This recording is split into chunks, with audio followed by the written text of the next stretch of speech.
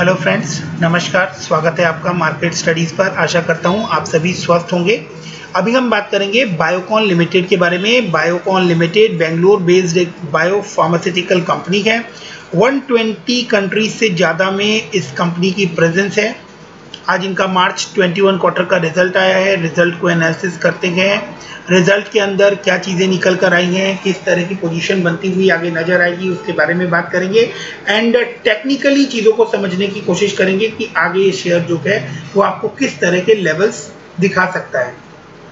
तो एक एक करके चीज़ों के लिए आगे बढ़ते हैं। सबसे पहले शुरुआत करते हैं कि आज के दिन का इसका कारोबार कैसा रहा। आप देखेंगे ओपन हुआ ये 388 के ऊपर, हाई बनाया इसने 402 रुपीज़ का, लो बनाया 385 का और क्लोजिंग दी इसने 394 रुपीज़ के ऊपर। 3 रुपये 15 पैसे बढ़कर यानी 0.81% बढ़कर ये शेयर जो है बंद होता हुआ हमें दिखाई दिया। अब हम बात करते हैं कि इस कंपनी के रिजल्ट्स कैसे आए हैं। सबसे पहले रिजल्ट्स के बारे में बात करते हैं एंड देन आगे की एनालिसिस उसके बाद मैं आप लोगों के साथ शेयर करूँगा।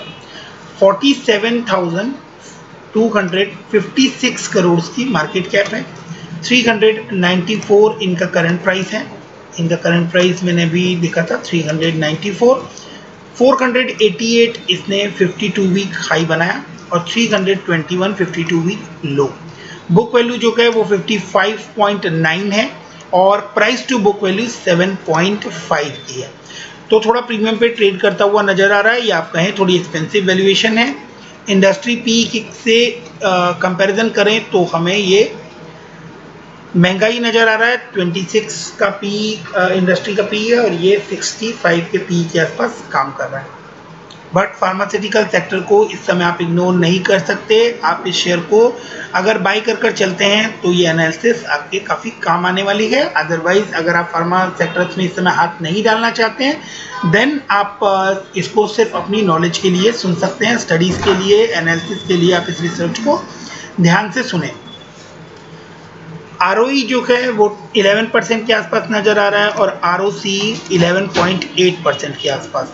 ROE और ROC क्या टर्म्स होती हैं मैं उसको थोड़ा सा इलेबोरेट कर देता हूँ। वैसे आप सभी लोगों को तकरीबन इस बारे में नॉलेज है कि ROE जो है वो रिटर्न ऑन इक्विटी होता है, यानी जितना भी कंपनी के पास कंपनी जो इक्विटी लगी हुई होती है उसके ऊपर कंपनी कितना रिटर्न गेन कर रही है। And ROC return on capital employed, जितना कैपिटल बेसिकली लगा होता है कंपनी के अंदर। और इन दोनों में क्या डिफरेंस होता है इसको मैं आप लोगों को एक डिटेल्ड वीडियो बनाकर मैं आप लोगों के साथ आगे इन टर्म्स को शेयर करने वाला हूँ। एक वीडियो बनाकर ये सारे टर्म्स जो हैं ये एक एक करके मैं इसको डिटेल में एक्सप्लेन कर दूंगा।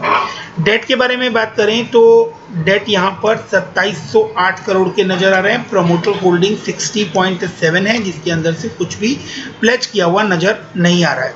अब हम क्विकली इसके रिजल्ट्स की तरफ चलते हैं। इनके मार्च 21 के रिजल्ट्स आ गए हैं। रिजल्ट्स में सबसे पहले हम टॉप लाइन की बात करते हैं तो एक पॉजिटिव पॉइंट यहाँ पर देखने को मिलता है जिसको आप लोग नोट कर चल सकते हैं कि टॉप लाइन जो है जो किसी भी फंडामेंटल एनालिसिस जब स्टार्ट होती हैं तो सबसे पहला और इम्पॉर्टेंट पॉइंट होता है कि सेल्स ग्रोथ कंपनी की कैसी है, कंपनी की सेल्स कैसी आपको बढ़ती हुई नज़र आ रही है। तो आप देखें लास्ट क्वार्टर मार्च 2020 से continuous her quarter on quarter आपको सेल्स बढ़ती हुई नजर आ रही है और 1558 करोड़ से अब ये 1839 करोड़ के आसपास की सेल ईयर ऑन ईयर आपको दिखाई दे रही है। अब बात करें year on year operating profit 310 crore से 366 करोड़। हालांकि क्वार्टर ऑन क्वार्टर बात करेंगे तो आपको यहाँ पर कुछ डिक्रीज देखने को मिल रहा है। 399 करोड़ से 366 करोड़। यहाँ पर आपको ये एक्सपेंस जो है ये 30 करोड़ के आसपास बढ़ता हुआ नजर आ रहा है। 22 करोड़ के आसपास आपको ये बढ़ता हुआ नजर आ रहा है। अब बात कर लेते हैं प्रॉफिट बिफोर टैक्स की। तो प्रॉफिट बिफोर टैक्स में आप देखेंगे 204 करोड़ से इनका प्रॉफिट जो है वो बढ़कर 366 करोड़ हो गया है। और एक प्लस पॉइंट जो है आप देखेंगे प्रॉफिट बिफोर टैक्स जो है वो भी आपको quarter on quarter 218 crore, 236 crore, 366 crore. तो क्वार्टर ऑन क्वार्टर ये आपको बढ़ता हुआ नजर आ रहा है। और यहाँ ये आप इंटरेस्ट की फिगर देख रहे हैं, ये पीछे कुछ समय से 12 करोड़, 6 करोड़, 5 करोड़ के हिसाब से कम होती हुई नज़र आ रही थी और यहाँ पे आपको 34 करोड़ की बड़ी फिगर इंटरेस्ट में नज़र आ रही है। अब नेट प्रॉफिट की बात करें तो नेट प्रॉफिट 123 करोड़ से 253 करोड़, यानी एक बहुत अच्छा जंप, बड़ा जंप आपको यहाँ पर देखने को मिल रहा है। बात करें लास्ट 3 क्वार्टर से तो 169 करोड़ का नेट प्रॉफिट यहाँ पर रिपोर्ट हो रहा था और अब ये 253 करोड़ का नेट प्रॉफिट यहाँ पर दिखाई दे रहा है और ईपीएस जो है वो 2.11 का मार्च 21 में नज़र आ रहा है। बैलेंस शीट को जब हम देखते हैं तो बैलेंस शीट में अभी मार्च की फिगर्स यहाँ पर नहीं दी हुई है। रिजर्व्स जो है वो कंपनी के बढ़ते हुए नज़र आ रहे हैं और इसके साथ साथ ही जो बोरोइंग्स है, बोरोइंग्स की फिगर जो है वो यहाँ पर मार्च 2020 की ही अपडेट हुई है और वो फिगर जो है वो 2708 यानी 2708 करोड़ की नज़र आ रही है और जो कि स्लाइटली आपको बढ़ती हुई नज़र आ रही है।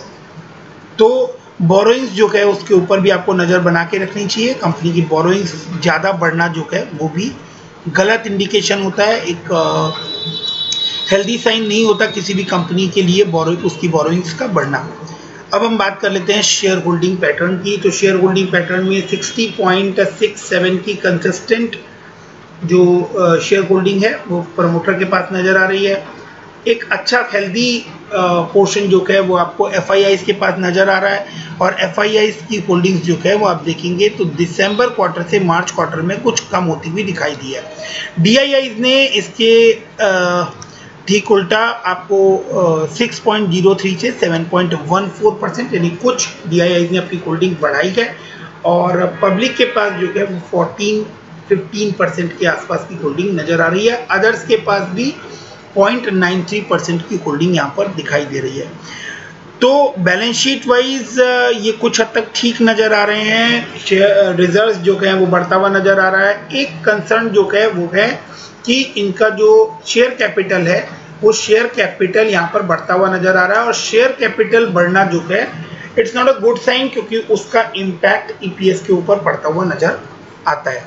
बाकी मार्च की जो बैलेंस शीट है वो मैं आप लोगों के साथ डिस्कस करूंगा एंड अभी जो डाटा यहाँ पर सामने है उसके हिसाब से शेयर कैपिटल 100 से 300 एंड 300 से 600 करोड़ होती हुई नज़र आ रही है। रिजर्व बढ़ता हुआ नज़र आ रहा है और बोरोइंग्स भी कुछ हद तक आपको बढ़ती हुई नज़र आ रही है।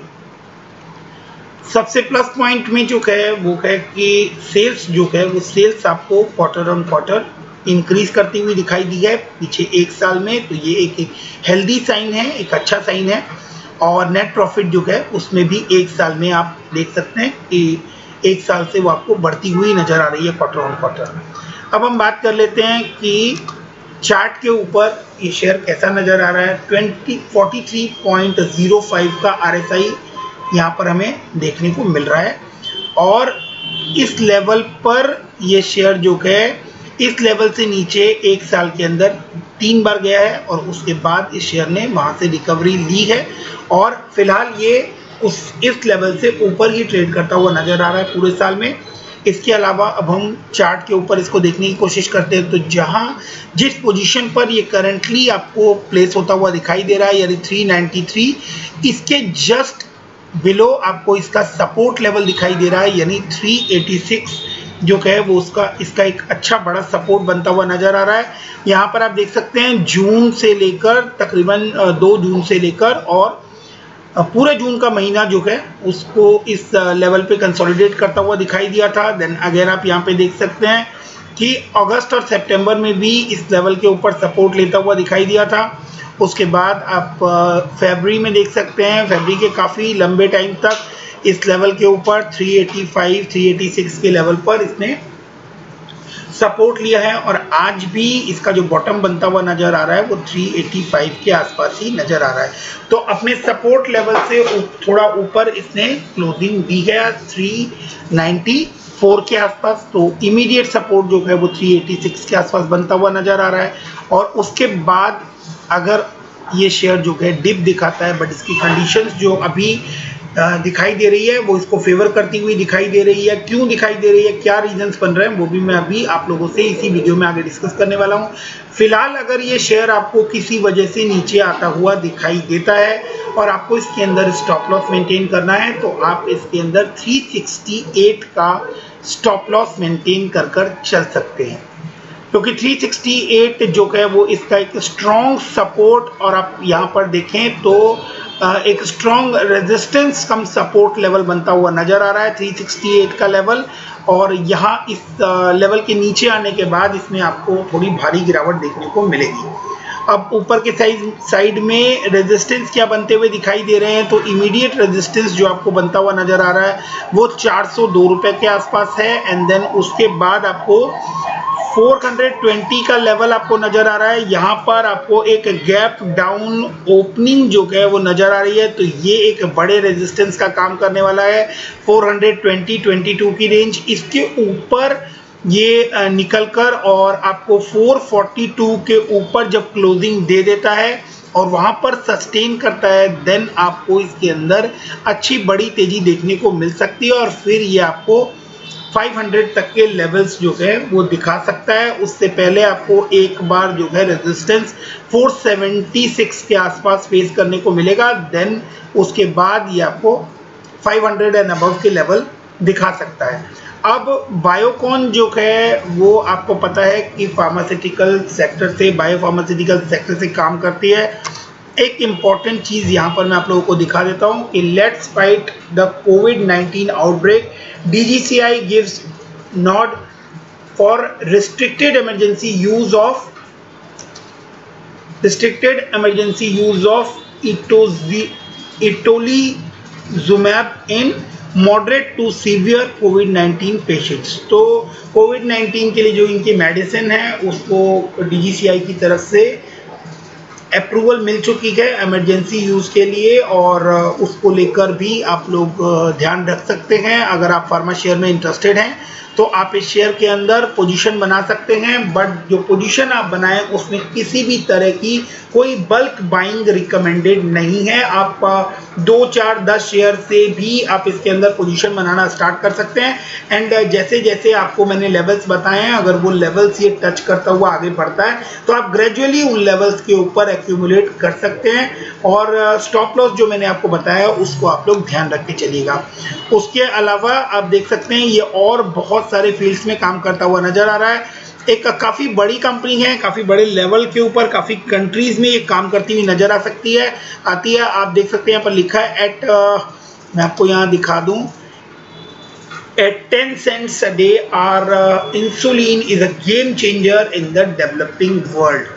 दो ये इनकी साइट के ऊपर लिखा है, आप ये बोल सकते हैं कि अपने एडवर्टाइजमेंट में जो बातें लिखेंगे वो अच्छी ही लिखेंगे। तो आप अपनी एनालिसिस और अपनी रिसर्च साथ में कंप्लीट कीजिएगा, अपने फाइनेंशियल एडवाइज़र से बात करके ही किसी भी तरह का इन्वेस्टमेंट कीजिए। बट डेफिनेटली फार्मा सेक्टर जो है उसको लेकर इस समय पॉजिटिव माहौल बना हुआ है और ग्रेजुअल इन्वेस्टमेंट अगर आप करते हैं तो आने वाले कुछ समय में आपको अच्छा रिटर्न देखने को मिल सकता है।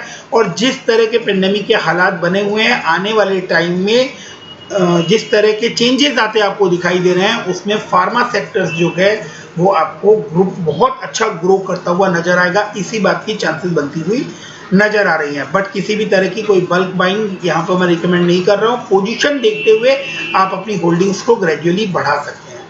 वीडियो को यहाँ तक देखने के लिए thank you very much. Keep investing, stay safe, stay healthy. Thank you.